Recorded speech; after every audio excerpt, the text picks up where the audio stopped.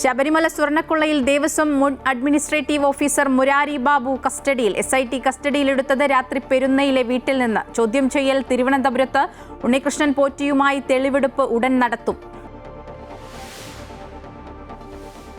രാഷ്ട്രപതി സഞ്ചരിച്ച helicopter landing പാഡിൽ താഴ്ന്നതിൽ സുരക്ഷാ വീഴ്ചയില്ലെന്ന് സംസ്ഥാന ആഭ്യന്തര വകുപ്പ്.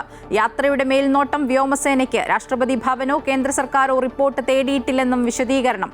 രാഷ്ട്രപതി ഇന്ന് ശിവഗിരിയിൽ ശ്രീനാരായണ ഗുരു സമാധിയുടെ ശതാബ്ദി ആചരണം ഉദ്ഘാടനം ചെയ്യും. സംസ്ഥാനത്ത് ഇന്നും ശക്തമായ മഴയ്ക്ക് സാധ്യത. 9 ജില്ലകളിൽ യെല്ലോ അലേർട്ട്. ഇടിമിന്നലിനും കാറ്റിനും സാധ്യതയെന്ന് കാലാവസ്ഥാ നിരീക്ഷണ കേന്ദ്രം. മലയോര മേഖലകളിൽ ജാഗ്രതാ നിർദ്ദേശം. ബീഹാർ നിയമസഭാ തെരഞ്ഞെടുപ്പിൽ മഹാസഖ്യത്തിന്റെ മുഖ്യമന്ത്രി സ്ഥാനാർത്ഥിയെ ഇന്ന് പ്രഖ്യാപിക്കും. നാമനിർദ്ദേശ പത്രിക പിൻവലിക്കാനുള്ള സമയപരിധി ഇന്ന് അവസാനിക്കും. BJPയുടെ തെരഞ്ഞെടുപ്പ് പ്രചാരണത്തിന് തുടക്കം കുറിക്കാൻ പ്രധാനമന്ത്രി നാളെ ബീഹാറിൽ.